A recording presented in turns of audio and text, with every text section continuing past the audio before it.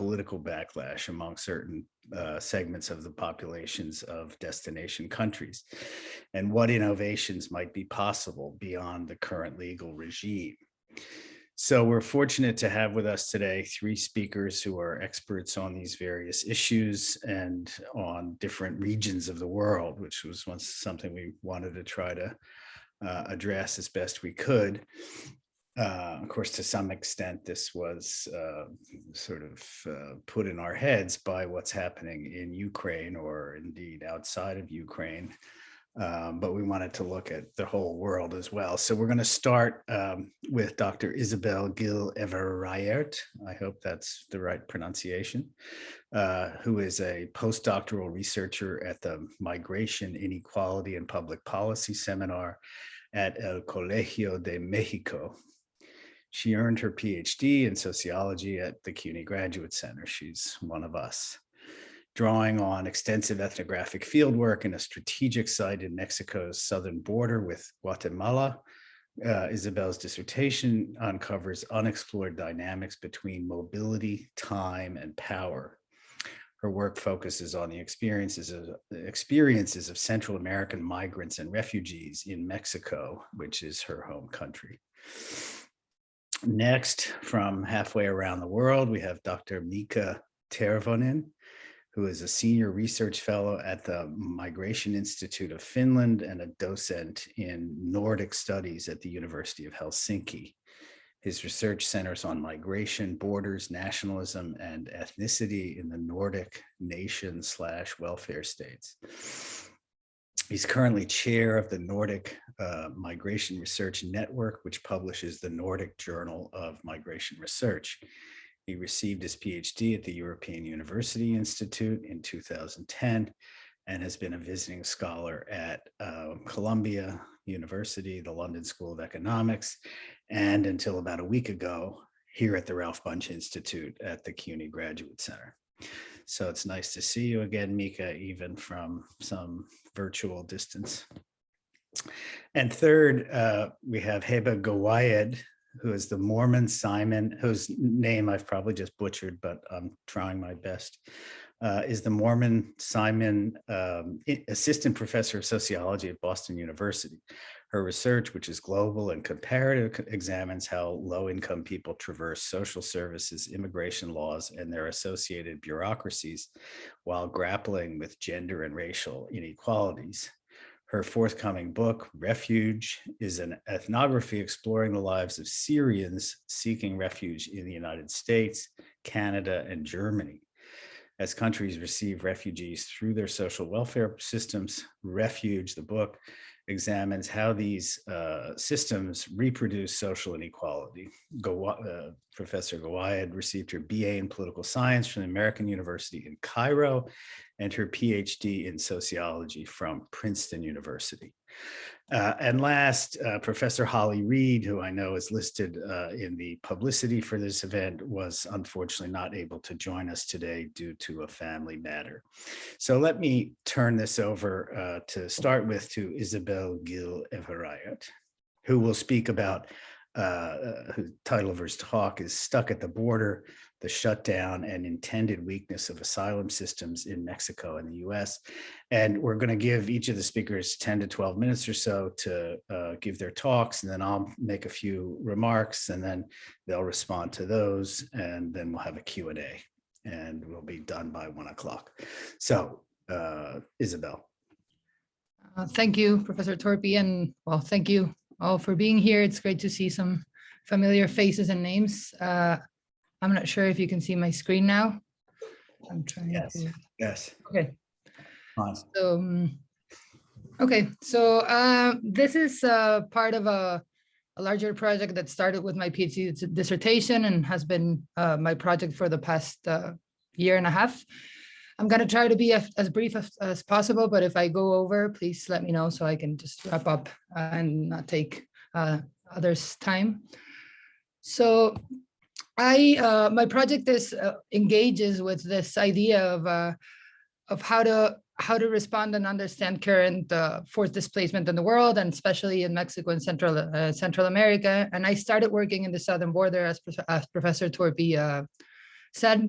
But then I realized that the northern border of Mexico, the border with the US, was also a site that needed to be explored because there was a different population and different dynamics over there.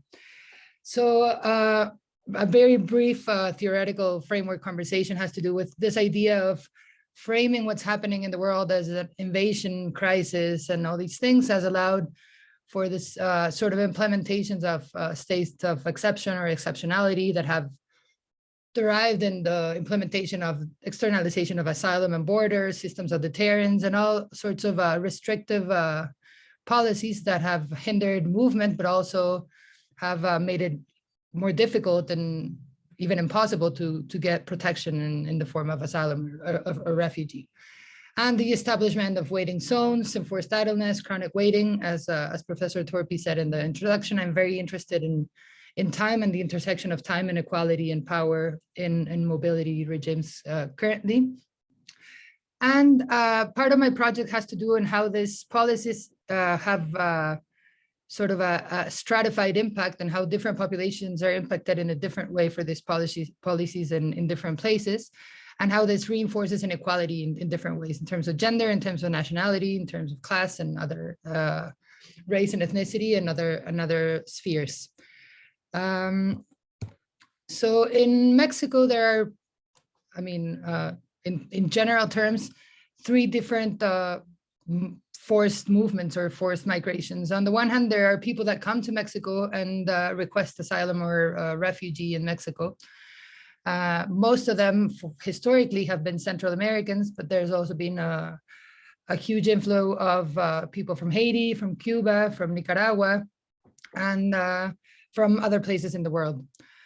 Then there's all the people that use Mexico as a space of transit to get to the US and actually ask for asylum in the US through the terrestrial border. And recently, especially since 2006, 2010, with the war on drugs and the increase in violence within Mexico, there's been a huge internal displacement due to violence within Mexico. So these three populations are sort of the focus of my research project. So just as a general context, here are the asylum requests in Mexico for the past years. And you can see that up to 2015, Mexico received about 2,000 requests for asylum. So it was, I mean, a relatively small number for a huge country like Mexico that has 120 million people approximately. But starting 2015 and up to 2019, this growth, this request started growing exponentially, reaching more than 70,000. There was a drop in 2020 due to COVID, and I think that happened everywhere in the world. But then in 2021, requests like skyrocketed again, and they were like more than 130,000. And the other graph is just a thing that's, I think, important to understand the Mexican context.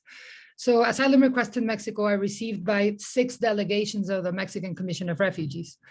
And the strongest one, I guess, is in Chiapas, which is in the southern border of Mexico. And it's one of the poorest states and one of the states with less infrastructure in general, not just for refugees, but in general for the country. And more than 70% of the requests are received and processed by this office in Chiapas. And the law in Mexico establishes that once you start an asylum request in Mexico, you cannot leave the state where you started your request until the asylum claim is processed. So if you started in Chiapas, you're forced to wait in Chiapas for as long as it takes for the process, which means that there's a spatial concentration of people waiting for asylum in the southern border of Mexico, in one of the poorest areas of the country. And this has been a pattern that has been there for years. And another set of data that I think is relevant is that out of all the claims received between 2018 and 2021, there's been a differential in the possibilities of being granted asylum in Mexico. For instance, most Venezuelans that request asylum in Mexico are actually granted asylum. And I mean, 98% of those cases solved have been granted asylum. And this has to do, among other things, with the fact that Venezuelans are assessed, or their claims are assessed using the Cartagena Declaration rather than the UN 1951 Convention, right? So it's a different criteria than for other people that are coming from Central America or Haiti or Nicaragua or other places. For instance, Haitians have been they have the highest rate of denial in terms of protection. And one of the other relevant things is that 67% of the claims made between 2018 and 2021 are still pending. So we have a huge backlog of claims. And a difference between the US and Mexico is that in Mexico, the law establishes that claims should be solved in less than 45 business days, which actually is not happening. So it's a constant violation of what's established by law, this huge amount of pending cases. The second population has to do with mainly people that are going to the US and mostly with MPP population that was returned to Mexico to wait for their asylum processes. This is a timeline that's not necessarily relevant now, but more than 78,000 people were returned to Mexico to wait. And most of them were returned to the cities that are some of the most dangerous in the country, cities that even the Department of State advises people not to travel to, right? So people are in Mexico waiting for protection are in the south where it's poor, in the north where it's dangerous, and that's where they're concentrated. And also the data from MPP cases shows how the pending number of cases has grown substantially from the beginning of the program till now. So some people that have been waiting since 2019 are still waiting for their asylum process to take place. So it's more than 2 years stuck in Matamoros or in Reynosa or in a place that's not necessarily equipped or a good place to be waiting. Not that some are better. Well, I guess there's better places to wait than others, but these are not the best places. And also a relevant thing about MPPs is that less than 1% of the people that were returned via MPP have been granted relief. So this program is basically a sort of a deportation machine hidden behind other narratives. So some of the main challenges for these populations, both in the north and the south, is that there's a general lack of integration policies and mechanisms, the chronic waiting, the weakness of the refugee systems, especially in Mexico. The budget that the refugee system gets is less than, for instance, local public radio stations. So it's ridiculous, the amount of money that the system gets, and the concentration of people in this poor and dangerous places. So as some of the findings or some of the things that I have resulted of this project is, one, I need to change or to try to change the narratives around this situation. So the first one has to do with shifting the focus from crisis, invasion, emergency, and all this ideas that have led to to certain policies and certain actions, to the idea of opportunities and responsibility sharing. And there's at least 3 opportunities that I have identified. One has to do with the demographic aging in the population of the global north and how refugees and migrants can contribute to this phenomenon that's taking place everywhere in the global north. The other is the facts and the data that have proven that migrants and refugees actually contribute to GDP growth and economic growth, and contribute to local economies, but also to regional dynamics of economic growth.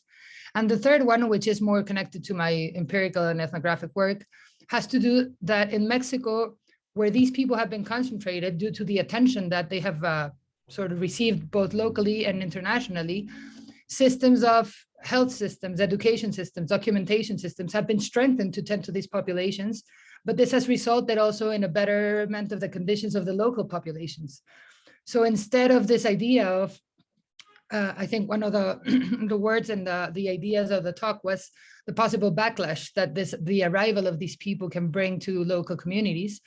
I have found that in places where there was no schools or the health clinic was completely defunded, the arrival of migrants and refugees and the resources that they have brought into these communities have actually strengthened these networks also for the local communities. And I think trying to talk about how these can happen in different places may be a good way of shifting the narratives and actually talking about opportunities rather than burdens and crisis and all those invasions and all those words. And some of the innovations that I think we can talk about, and I'm not sure if these are relatable to other things that my colleagues have found. One has to do with rethinking the refugee definitions. In Mexico, the possibility, and in Latin America, of implementing Cartagena Declaration or the UN Convention or local laws allows for different ways of assessing the claims, making some claims easier to process and faster and more expedited, but also rethinking how the conflicts and the things that displace people in different countries and different regions of the world are different. So Hondurans and Salvadorans not necessarily are fleeing a country in war, but they're fleeing a country that is basically unlivable in many ways, right? So assessing the claims in different ways and rethinking how we assess refugee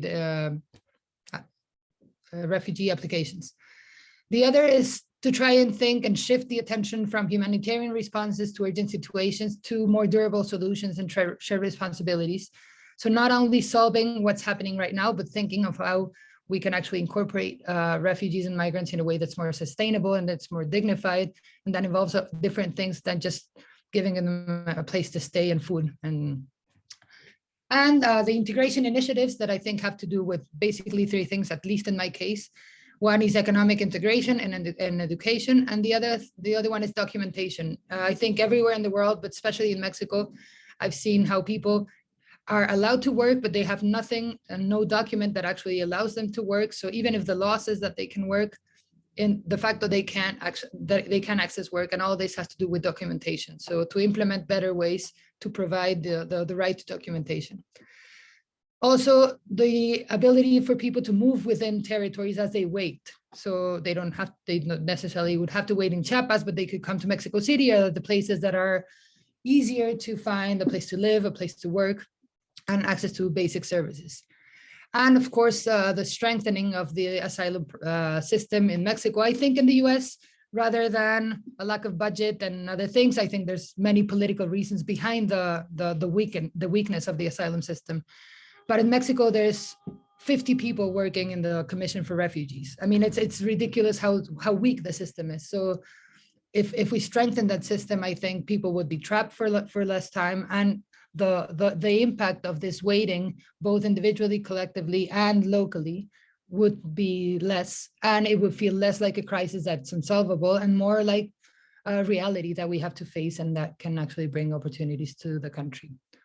I'm not sure how much time I've taken, but I think we better. Perfect. Perfecto. Muchas gracias. Okay.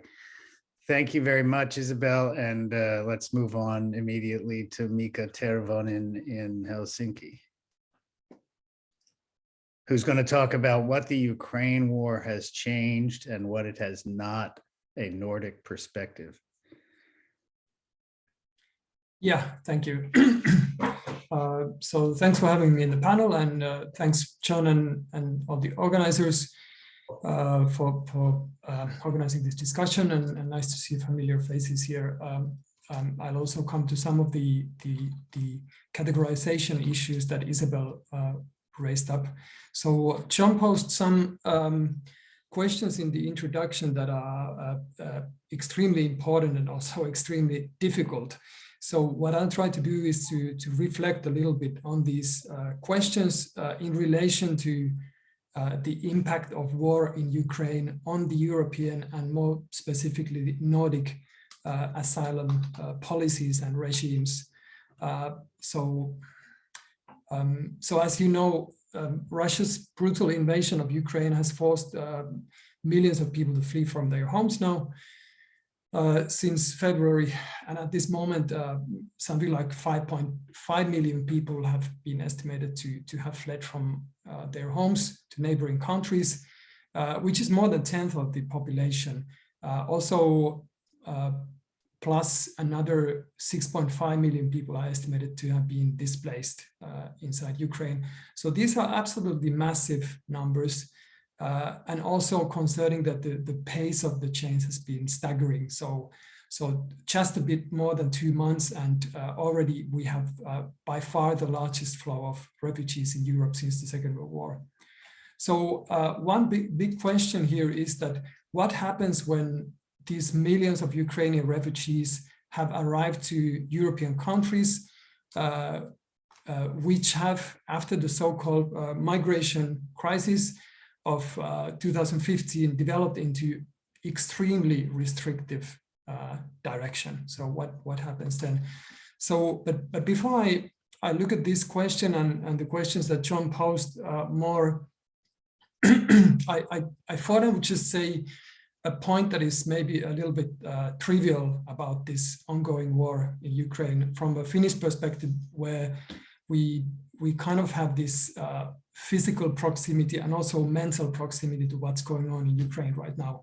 So I would argue also a point that has been made by Anne Applebaum, for example, that humanitarian responses to the Ukrainian war cannot at this moment in Europe be kind of neatly divorced from the efforts to help Ukraine to defend itself. Because in a very concrete sense, every village and every town that the Ukrainian army can defend from the Russian attacks means directly less people having to flee their homes. I mean, this is kind of self-evident. Also, every town and village that the Ukrainian army can liberate from Russian occupation means directly that there opens up a possibility for people to return to their homes and start rebuilding. So, I mean, whether we help Ukraine to actually win the war or not has very direct implications on refugee flows. And so, I mean, for me as a migration researcher, this is one more reason to kind of really think that countries like Finland could and actually should be doing much more concretely to help Ukraine fight right now. So yeah, particularly now that it seems likely that Russia will declare their war and general mobilization. But yeah, I mean, that's a little bit of an aside, but I still think it's kind of important to make that point. But so now I get back to the questions posed by John. So he asked if the current legal regimes and structures are up to the challenge of welcoming and integrating millions of people, and also whether it makes sense to process individual political asylum cases when millions are in danger. So I guess from a European perspective, it's not surprising, or it's quite clear from kind of a research perspective that the current legal regimes and structures have not been up to the challenge of welcoming and integrating millions of people. I won't dwell on this too much as these critiques of the so-called fortress Europe, I think they are more or less familiar with many of you already. But basically the asylum and migration policies already well before 2015 fixated really strongly on restricting or preventing migration from countries of the so-called global south. Producing results that are arguably not just harmful for many of the migrants, but also for the European societies in many ways that I'm not going to go into now. But there's been a number of weird extreme policies from this kind of Polish-Belarusian border, where the crisis is still ongoing, to, for example, UK plans to send asylum seekers to Rwanda. Which is a completely illegal proposition, but they are probably plowing ahead with it for the moment.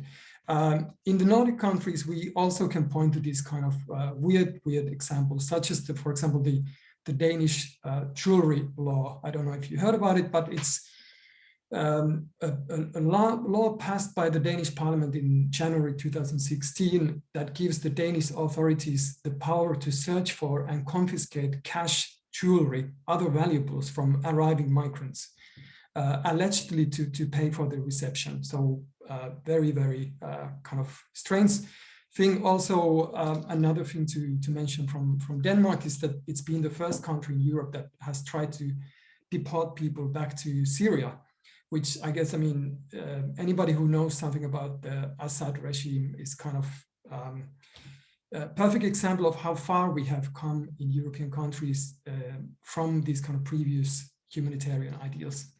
So in this context, and now I see that I'm taking too much time probably. So in this context, the arrival of the Ukrainian refugees has really fundamentally changed this ongoing discussion and the policy in Europe. And there's been this kind of a remarkable outpouring of solidarity. but also there's been this kind of a newfound rationality in a way that is most visible in this temporary protection directive that has been triggered for the first time.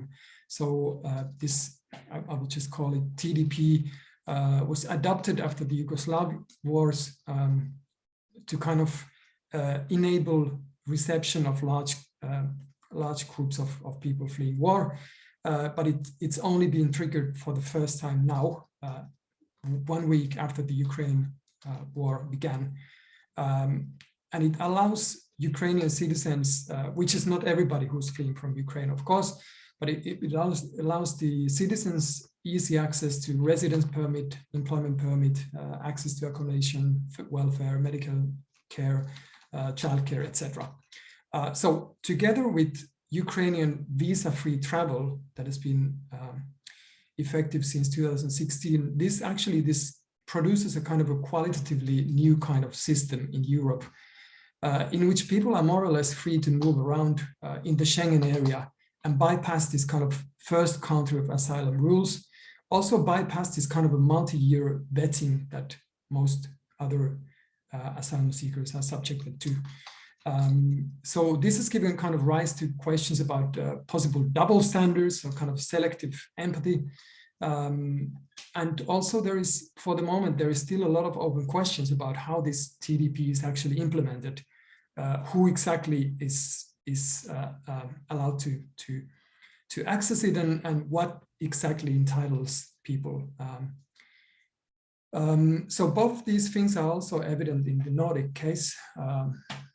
So basically the Nordic cases are very much like other European countries that are not immediate neighbors of Ukraine. So we have relatively few people still coming in.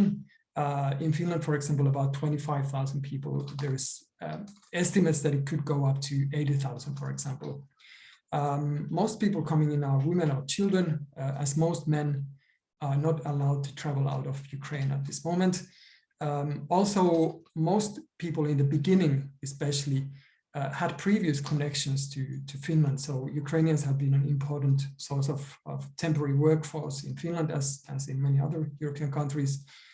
And later on, the people coming without these networks are kind of in worse shape, also psychologically, often highly traumatized. So also the problems in Finland in this reception have resembled those in other European countries. So a lot of the reception and support work has been trickling down to grassroots volunteers, civil society actors, who have then kind of been forced to take these unofficial roles as social workers or lawyers or therapists without the resources or training. Yeah, I don't know if that was already 10 minutes. John, do I still have some time, or how does it look like?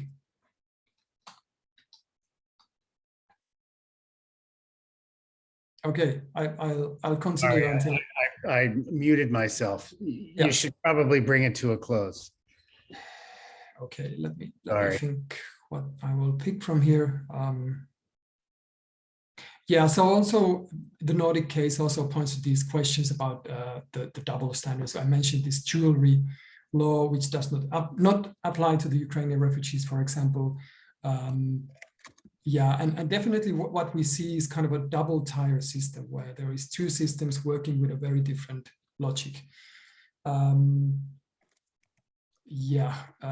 Then also John posed his question about what innovations the current legal structures are possible. And this is a huge topic and the most difficult topic, but I will just conclude by basically pointing to a strange historical paradox in the European reception legal framework. So while this recognition of the refugees as a special category is basically rooted in the two world wars and the work by League of Nations and the UN, it's actually the UN convention is actually very badly fitted precisely for the handling of large numbers of people fleeing war. So this is a bit weird considering its history.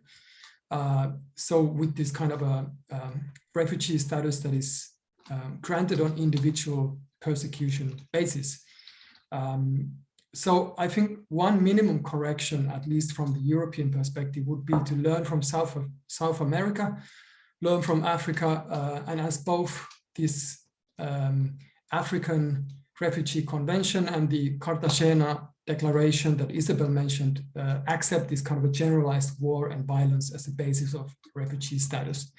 So that, I think, at least would be kind of a minimal correction to the European regime. And also, I think that the TDP, while it has a lot of problems, it's kind of pointing to more humane and more rational ways of dealing with incoming refugees. That also kind of corresponds more to what we know about human mobility and how people work and how integration works. So not immobilizing, not passivating people through these kind of years-long waiting periods, and enabling access to services and access also to labor market while applications are still pending. So I think, that's also kind of a minimum correction that I think would make perfect sense. Okay, that I wrap up there. Thanks. Great. Thank you, Mika. So let me turn immediately to Heba Gawayed, who's going to talk basically about the Middle East experience. Thanks, Heba. Sure. Yeah, sure. So I actually had prepared, some comments that are sort of a 30,000 foot up in the air kind of perspective. I'm drawing both on Refuge, which is now out as of April 5th. It's my fault, John, that I sent to you the blurb when it was still forthcoming, which is when we were discussing this, but it's actually been out. Today is its 1 month birthday.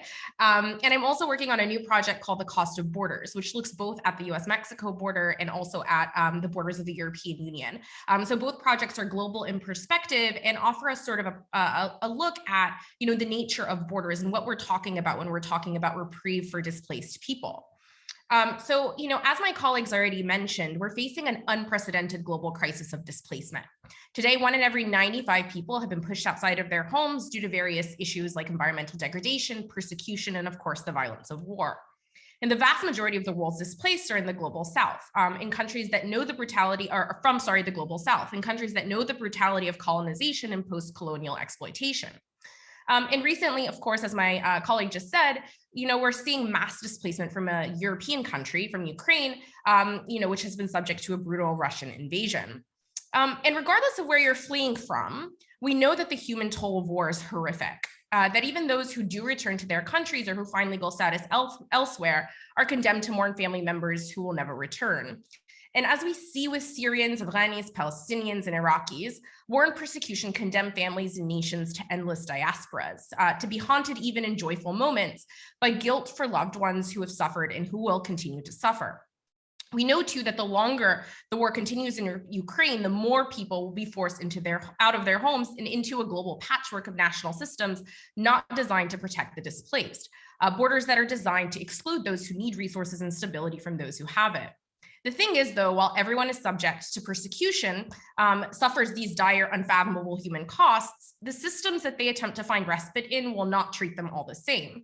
So here, surprising no one who's paying attention, and as alluded to by both of my colleagues, race matters. It matters in shaping who's seen as a human being and who's lumped into a refugee crisis, a horde, a wave, or a scourge. It determines whose lives are valued, who's recognized as somebody who's worthy of state support and of refuge and who is not. The fact is that since it is white Ukrainians who are, it's white refugees who are fleeing Ukraine, the world is paying closer attention right now to issues of displacement. I mean, we're here as part of, as evidence of that. And more people are noticing the racism that's happening at borders too. Many, myself included, are calling out the ostentatious racism of the discrepant treatment at the border we're seeing between Ukrainians and people from other backgrounds who are Black and brown. How, for instance, Title 42, a public health ordinance which reduced everyone seeking refuge to contagion at the US southern border, was lifted when the Biden administration directed Customs and Border Patrol, or CBP, to use their discretion when it came to Ukrainians, but not for anyone else. How Poland, for instance, is building a 350 million euro wall to keep Black and brown refugees out, effectively killing people, while welcoming Ukrainians in. How there were reports of 2 lines of people fleeing Ukraine, one white and one non-white. But this focus on the more loud and ostentatious racism distracts from the more quiet, more pernicious, more logistical racism that has been going on well before the crisis began in Ukraine and that will continue to go on well after. And to understand this is to understand 2 things. First, it's to understand that the vast majority of the world's displaced people will never leave their own countries. And if they do, they're going to go to countries proximate to their own, which face the same infrastructural challenges as the countries that they're fleeing. So today, even with over 5 million Ukrainians displaced, Syrians remain the highest contributing country to the displacement crisis. It's also the case that I know best because that's what I wrote my book on. So 5 million are displaced within the country, which is like super conservative standards estimates. And the vast majority of the rest of the 6 million people, 83% of all Syrian refugees, are in proximate countries. So countries like Turkey, Jordan, Lebanon, for instance, a country that only has 6 million people, is hosting about 1 million Syrian refugees. So what does this look like? It looks like people crowded in camps at the border with Turkey and Syria in places like Gaziantep. It looks like students with interrupted formal education. So a recent study, for instance, found an enrollment rate of only 25% for secondary school aged Syrian children. So there's only 25% enrolled. So that means 75% are not. And part of the reason why the numbers are so low, why Syrian students are not getting an education, isn't because their parents aren't interested in their education, but because the services simply aren't there, right? The assistance, the global assistance offered to these countries of immediate refuge falls far short of the need that these countries have in supporting refugee arrivals. And this brings me to my second point, which is that the world has effectively shut its coffers and its doors to supporting displaced people. So in the name of state sovereignty, countries have made their borders impermeable to the vast majority of the world's displaced people. This is true here in the United States. I've already mentioned Title 42, but recently the Biden administration committed to welcoming 100,000 Ukrainians through a mix of humanitarian parole and resettlement. Simultaneously, Joe Biden has neglected to rebuild the country's resettlement system. So though our resettlement quota for this year was 125,000 people, we are currently falling dramatically short of this number. I looked it up, for last month, and we had only resettled a little short of 9,000 people, not 90,000, 9,000 out of 125,000 that we'd committed to. And that's because our resettlement system has been decimated. First by the Trump administration, which used Islamophobic rhetoric and called Syrians Trojan horses for terrorism to dismantle the resettlement program. But then it wasn't rebuilt by the Biden administration. And again, this leaves millions of people in the lurch in the conditions I've just described to you, in low-income camps, without, in precarious situations, with students who are going to have interrupted education. But it's also true in Europe. So I spent last semester in Greece where I saw this for myself. While of course in 2015, 1 million people took boats across the Aegean, and due to the sheer multitude of people were able to make it to countries in Europe, since then, these countries have closed their doors to new arrivals. So today, anyone attempting the journey to Greece, for instance, from Izmir, must ride a blow-up raft or go through the land border in Evros, and they experience an incredible amount of violence in taking those, journeys. This violence is termed pushbacks, where authorities in the water, Greek authorities, with the help of Frontex, which was proven by various journalists, break people's engines against international law regulations, of course, illegally, and pull them back into Turkish waters. So this is, of course, against every convention and violates non-refoulement 100 times over. People are brutally beaten and they're policed, and this policing is married to physical walls, it's married to digital surveillance, it's married to all these different ways to keep people out. I spoke, for instance, to one man in Greece, and I'll give you this anecdote. And he described to me, and I spoke to him in an ISO box, which is, a converted shipping container in a camp, and he was actually in Athens.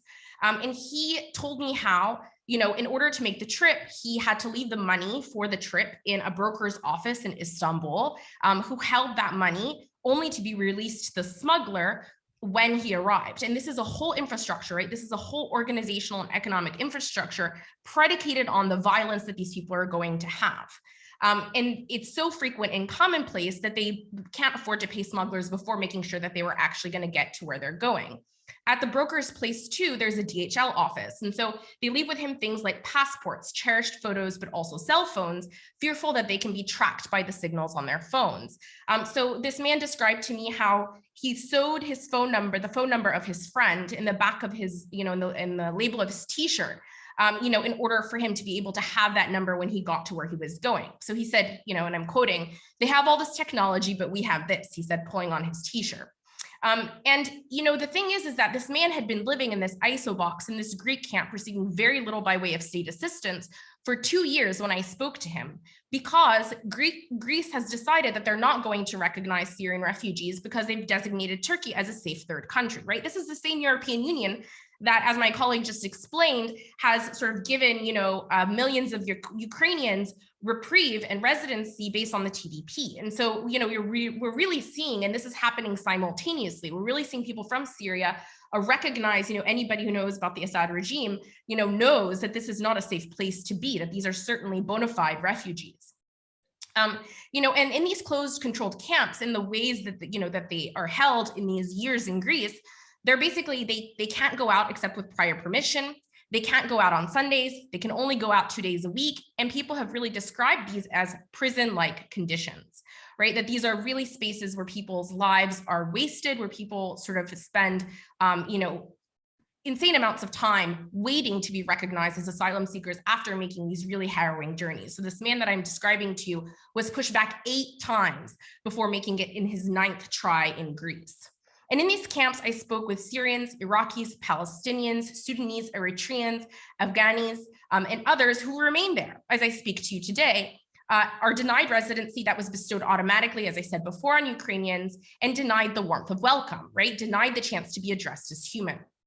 And so indeed, even when people arrive in the United States or to Canada or to Germany, the 3 countries, for instance, that I did my work in refuge, they still have to contend with a system that saw them as outsiders. Here, for instance, Syrians who settled in Connecticut in 2015 were the targets of inflammatory rhetoric and travel bans. They were subject to welfare policies that barely supported them and expected them to become self-sufficient and non-reliant on government assistance shortly after their arrival. Their credentials, as I show in my book, were basically, ignored in Germany or not recognized in Germany because they entered a German system that, as one person said, is designed for Germans. Systematically, even when they are offered legal protection, refugees from the Middle East or elsewhere in the world are not made to feel welcome. And their potential as human beings, their skills and abilities, their hopes and aspirations for themselves and their children often go unheard. So to wrap up, to me, the reaction to Ukrainian refugees shows what's possible when we believe that people fleeing are centrally and primarily people. When we don't refer to them using water metaphors of surges or waves or tides, but we recognize that movement takes incredible amounts of energy, incredible amounts of sacrifice that should be met with warmth. It invites us to imagine a world where we recognize people seeking refuge, not as security threats or burdens, but as complex human beings with untold potential, just like us. I'll stop there. Thank you very much, Heba. So time is diminishing. So I'm going to be very brief and basically ask or make a comment and then ask some 3 questions that I think may, sort of bring these talks together in an interesting way, or at least I hope so. So the comment is that, talk about a 30,000 foot, perspective, Heba. That's definitely the one I'm going to take here. I think about the fact that I think it was about 2 years ago, one started to hear that there were more refugees in the world that now than there were, or then anyway, than there were in 1945 at the end of the Second World War. And I think the number that was given was something like 65 million. The number that I see today on the UNHCR website is something more like 80 million. But it always struck me that, on the one hand, that's obviously not good, having as many refugees in the world as there were in 1945. But it also occurred to me that world population had tripled, actually more than tripled, in the intervening period. So I sort of began to ask myself, maybe we've actually made some sort of progress on the refugee problem. And maybe this is connected to what analysts have found to have been the decline of interstate warfare during that period. And of course, one of the things that people are worried about with the Russian invasion of Ukraine is that period, certainly in Europe, leaving aside what happened with the demise of Yugoslavia, that this problem is going to return, and the sort of preponderance of internal warfare in that period is going to be overtaken again by interstate warfare, something we need to, I think, be worried about. And obviously it has a huge impact on the refugee question. So as far as the questions I thought I'd ask very quickly, they sort of address the political side of refugee policy and, you know, to some degree in particular, the question of backlash. So I want to ask Isabel, you know, Joe Biden, who I think you mentioned at one point, is getting hammered on immigration policy at the southern border. Pretty significant numbers, maybe majorities of Americans think that he has no plan to sort of enforce controls at the border, that basically we have an open border policy, and they don't seem to like that very much. So I guess my question for you would be, you know, what would you tell Joe Biden to do or to say about the southern border? For Mika, I want to ask the question sort of related, but, you know, how will the Europeans handle this influx of Ukrainians if the war is long, as many people seem to be forecasting? You know, right now, so far, I mean, these are enormous numbers of people, as you've already pointed out. And not so long ago, Poles were not necessarily that excited about Ukrainians as a population, but now they seem to be, you know, taking them in with open arms and that sort of thing. But this, if this lasts for a long time and the numbers continue to go up, I mean, how do you expect Europeans to respond? And then finally, Heba, what is and these are really kind of for all of you, but they obviously to some extent are directed at each of you. What is the experience of the Syrian refugee, you know, influx from the point of view of Europe? I mean, Germany obviously had this particular experience in 2015 of Angela Merkel saying, you know, we're going to take all these people. You know, she said, "Wir schaffen das," we'll handle that. And it was seen as this moment of great magnanimity. And I think by and large it was, in fact. But what is the experience, the long-suffering experience of the Syrian refugee population? Tell us about these other situations. So thanks very much again. And maybe we should just go in the order in which you each spoke. But maybe we should also just take a few questions. And, you know, you can sort of mull what I've said and asked and perhaps put it together with other questions. So anybody who has a question, please raise your hand, you know, metaphorically, virtually. That means you press the little reactions button, and at the bottom it'll say raise hand. And we've already got a taker, Marnia Lazreg. Nice to see you, Marnia. Unmute, yeah. Yeah, thank you, John, and thank you to the presenters. I'm a neophyte when it comes to migration, so you have to take my question with a big dose of salt. My question tries to reconcile Mika's presentation with Heba's. Mika, you said that the treatment of the refugee question, the Ukrainian, you know, refugees by Europeans has rationalized in many ways, you know, the existing legal system that was so restrictive. And now you heard, you know, Heba bringing in the dimensions of race and country of origin. So without reducing the favorable treatment of Ukrainians to the stark issue of race, there is also the issue of gender, right? And the issue of the threat that the host countries, in this case, the European countries, perceive, you know, rightly or wrongly, you know, I'm not going to get into that. So is there a discussion about whether the Ukrainian treatment by Europeans might serve as a sort of ideal type of what treatment of refugees should be, or in a more limited way, should there be more women and children emigrating to Europe, you know, to get perhaps a quasi-rational treatment? I don't know, I'm just throwing this up. Okay, shall we return to our speakers? Hiba, I guess. Do you want to speak to that, or Mika? Sure. Okay. Yeah, so gender is a very central component of migration stories, right? We have to think of these are intersectional stories. And, I did not speak to a single, so there are a lot of women who are in these camps in Greece. So don't believe anybody who tells you that they're men only in those camps. There are women, there are a lot of gay folks, and there are a lot of LGBTQ folks who have been persecuted in their countries. So one of the men, for instance, is a Nigerian gay man. Another man that I spoke to is from, I think, Cote d'Ivoire, he's also gay. And, there are people who are sort of subject to, gender and sexual discrimination. None of the women that I spoke to, or none of the people who identify as women who I spoke to, were safe from sexual assault in their migration, whether it was at the hands of authorities, typically it was at the hands of border authorities, or if it was at the hands of fellow travelers, or if they escaped due to experiences of sexual assault or rape. And so, when we're talking about this, we really need to be careful about understanding and framing who is the victim here. And we have an iconic victim, and the iconic victim is the white woman with children, right? And this is a fact. And so how do we sort of think through how we offer reprieve to all human beings, even if they fall outside of that category of the iconic victim, particularly because we have systems that are set up to receive people and to recognize their humanity. And we have shown, and in this case of the Ukrainian reception, we've shown that, the question was always one of political will rather than one of political capacity.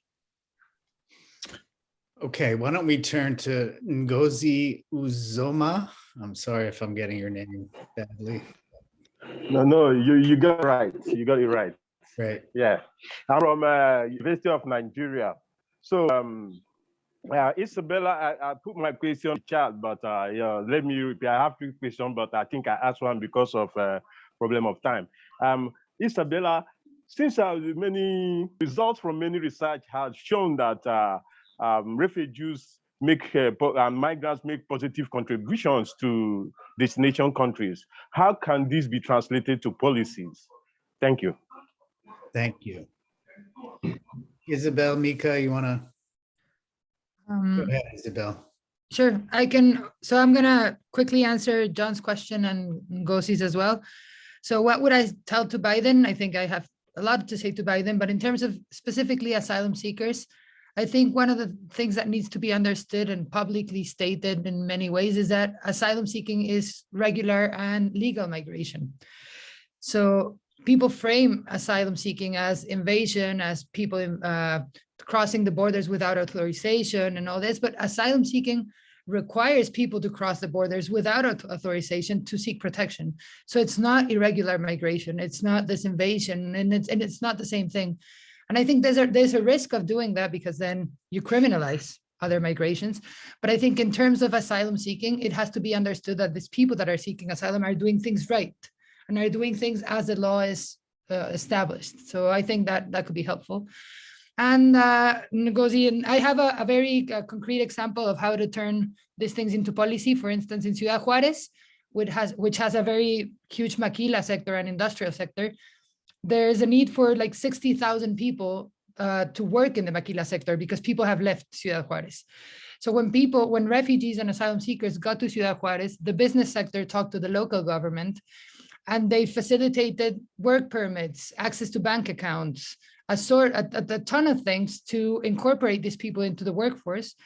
And they changed the narrative, the local narrative, into these people are actually strengthening the economy in Juárez because they're working in a place that was lacking of workers and they're contributing to the economy. So at a very local level, they were able to shift the narrative. And it's a very different case in Tijuana, for instance, than in Juárez. With the same influx of people and the same dynamics, in Juárez, they were able to shift the narrative, to turn these contributions into policy and to actually implement them. So, I mean, I can talk more about that later, but I think it's possible to do it. Great.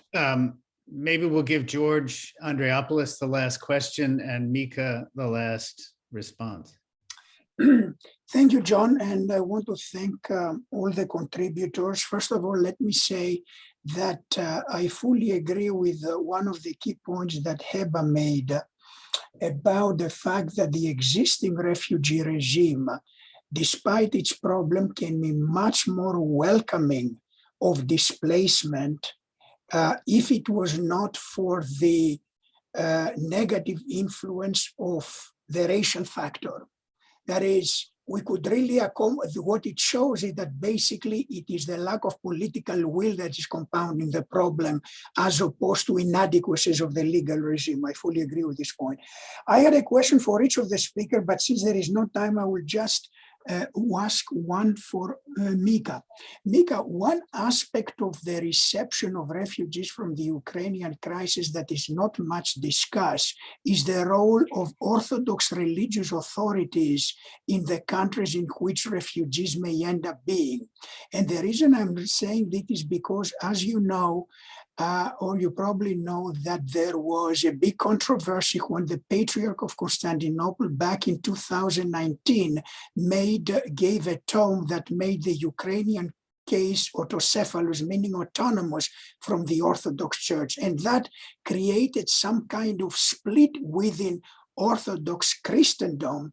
And one of the concerns is how this split, and given the influential role that religious authorities play in several Orthodox countries, may impact the welcoming of Ukrainian refugees.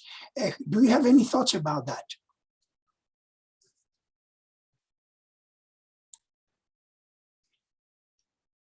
So should I? Please.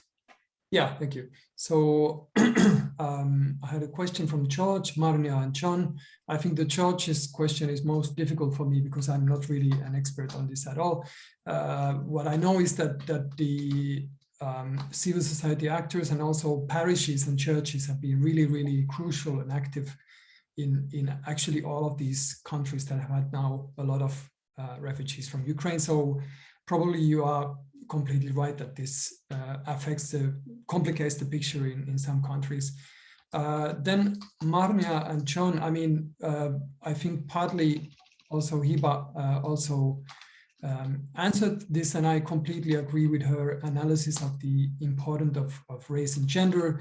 And I really think it is a beautiful way of expressing this, to say that the Ukrainian case kind of shows what is possible when people fleeing are seen as people. I mean, I think that's also at the heart of this question of the political will, but also there are other issues as well. I mean, historical reasons, as you know. I mean, this kind of a shared position. I mean, I can speak from a Finnish perspective as a country that has previously struggled for independence from Russia. So that kind of, when I was talking about this kind of mental proximity to what's going on in Ukraine, that's part of it. So this kind of a highly mediatized war where Russian invasion is really being kind of having these genocidal aspects, use of mass rapes and killings of civilians, that kind of affects audiences in countries like Poland and Finland, I think differently, also because of these historical reasons. Also, there is this economic aspect, of course. So going to John's question, so most of the host countries now at this moment have high levels of employment, shortages of labor actually on many fields of manual labor, and that also very much plays into the kind of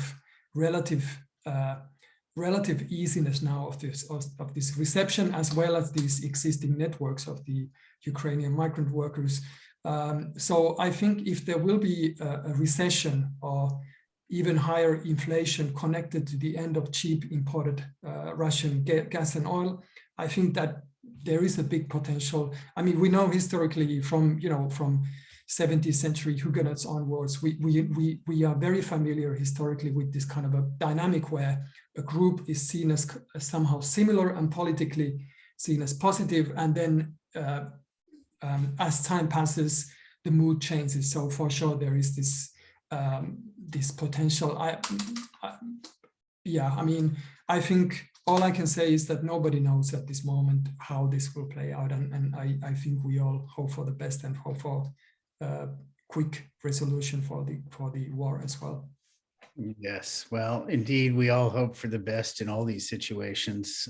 This is obviously a tragedy for the millions of people who have been displaced from places like Ukraine and Syria and various parts of Latin America. And I want to thank each of our speakers for their contributions to this discussion.